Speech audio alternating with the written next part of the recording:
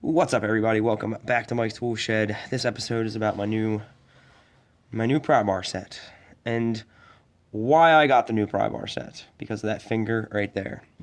What the story is that when if you saw the snippets video where I give a electric room tour of the job I'm working on right now, there's a big piece of switch gear. Switch gear is basically usually the main termination from the power company where it transfers over to tenant or customer power.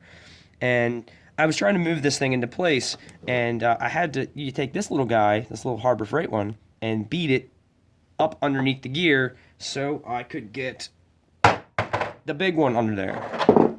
And I was kind of having to alternate beating both of these underneath the switch gear.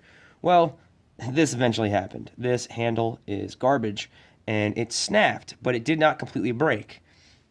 And as I was trying to pry this underneath the gear to lift it up to fit this one in there, the handle wasn't all there, and I think the handle probably extended to about that far past the steel, and the whole handle gave way. The pry bar, as you can see, has an extra little kick in it, and pry bar and all smashed my finger up against the side of the equipment. I was pissed. So a guy I work with, he's like, I have a he's like, I got a pry bar in my car. You want me to grab it? And it was a Craftsman striking cap. I was like, perfect. We can just beat the hell out of this thing, get it under there, and then use the big one to inch it forward, inch it into place. These pieces of gear have aluminum or copper fingers that slide together, and then there's a bolt that goes all the way through them, and they electrically bolt them all together. So they really have to be inched in place just so everything lines up so you can electrically bolt them together. He goes to get his Craftsman one, and we put that up underneath this 2,000 pound piece of gear, and it snaps. I was like, fuck this. I was pissed. I was like, you know what? I'm going home. I got an overtime check that just went into my account. I'm buying snap-on pry bars. And I thought that this long one, previously looking into it, but I thought that this long one was a 36 inch, and is not. This long one is a 24 inch. So I said, oh, well, fuck it. I'll get the set, and I'll get the big one. And that is what I got. I broke this Harbor Freight one. I broke this Harbor Freight one. We snapped a Craftsman, and my other Harbor Freight one is bent. Is still in my work van. It is bent, but it is not broken. So I'm keeping that on the work van. These are staying at the at-home toolbox. I'm still gonna try to manage moving the gear around with these, which is kind of dumb. I bought these because I really was putting the Harbor Freights to the test, and then I'm not even gonna take these to work. Maybe at special occasions I will take these to work to move big pieces of equipment around. But this Harbor Freight's handle is okay. It's got such a gigantic handle that I can afford to lose the end of it, and it's not that big of a deal. So here they are. This is I left this one the way that it came, covered in oil. In fact, a lot of the handles had a bunch of grease spots on them from, I guess, their oiling process. But it comes with this little protective tip. There we go. Get rid of that. And I must say, they are all really sharp. This is a bigger one, and it's sharp. Like, these are going to go where you point them. These don't bend nearly as much. I actually took this one to work and pried it up underneath the switchgear just to see the difference side by side, and this one bent probably a good 20-30% more than this one did. I actually did put a bend in this. I don't think you can still kind of see it. It's got kind of a bow in it. I did try to bend it back out after I kind of damaged it, but it had more of a bend in it than this. And I think you can see it's got a little bend to the left now also. So these are made of inferior steel, and these are lifetime warranty. Striking cap, so I don't have to worry about that. And I really thought the Craftsman ones were good, but we snapped that Craftsman right in half.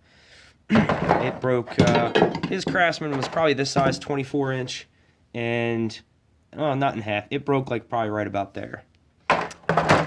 So, I'm done playing with bullshit, cheap tools. I'm not gonna, there's one more Snap-on thing that I want. I would like to buy a couple Snap-on things and actually take them to work and see how they perform. So there probably will be another Snap-on video within the next month or two. But god damn, these things are nice. Once you pull them out of the package and feel them in your hand, you kind of get it. Kind of get it. Like if I never didn't know anything about Snap-on or didn't know what brand this was, and you told me to guess how much these were, I'd say $120. This set is $210, and I forget how much this one is. But this one doesn't come in this set. I mix matched the colors because this was the cheapest of the full size, and I don't know if this was any cheaper, the red set, but either way, that's the reason. Harbor Freight, little baby pry bar. The handle it was cracked and it snapped off my hand, smashed my finger, broke another pry bar, bent my big pry bar, and I said, screw it, I need good pry bars. So I ponied up the big bucks and got the Snap-on. So I really thought that these were going to be my last Snap-on purchase, but I do understand. I get it. I understand the Snap-on quality. My brother-in-law is a mechanic, so if I did have any warranty problems with these, I could just give them to him, and he would be able to take care of it for me. But I don't really think I'm going to. It took me quite a bit of force to break the Harbor Freights, so I really doubt that these are going to see enough abuse to actually damage them. And if I do, I'm covered. They got a lifetime warranty, so. I could also say this is the first one of these Snap-on cases that I've ever had. Obviously, these just came in a piece of plastic in a box. These cases are a lot better than I thought they would be. They've always looked to me like they were really flimsy. But these are going to live in the toolbox and not in this case. I do not have the square inches to justify this entire case. These are just getting jammed down in a drawer until I can get the top part of my box, but they're awesome. These pry bars are fucking awesome. I mean, the handles feel indestructible. I have no idea what kind of plastic this is. It has kind of an interesting kind of grain feature to it. I can say I've been kind of playing with them, testing them against the Harbor Freight ones, and they bend significantly less. They do flex, but like I said, this thing flexes a lot, and you can kind of see it does have that little bend to the left at the end. And it did have a bigger bow in the middle. Done with Harbor Freight. They were really great. If you're just casual use, this is a great pry bar. But I put this into professional use, and it failed. Like I said, they're not striking cap. It wouldn't really be much more money for Harbor Freight or Pittsburgh to make a striking cap version of this. And that might have been the difference. But what good is a pry bar if you can't beat on it? So I don't recommend the Harbor Freight pry bars. I'm not saying I recommend the Snap-ons because these are expensive as shit. I just had enough. I just wanted a pry bar set for life, and I feel like that is what I have now. So, at least one more Snap-on video coming. Two little items. I'm just gonna take them to work and see how they do. But like I said, I didn't think I'd get any more after this, and here we are now. So, pry bars for life. I know I said I would get this video out earlier, but it's been a little hectic, so that's it. Hope you like my new pry bars. I highly recommend them. They seem pretty badass. I can't wait to actually really put some hard use on them and see what they can do. But I can already tell you they feel better, way better than the Harbor Freights. So that's it. Thanks for watching.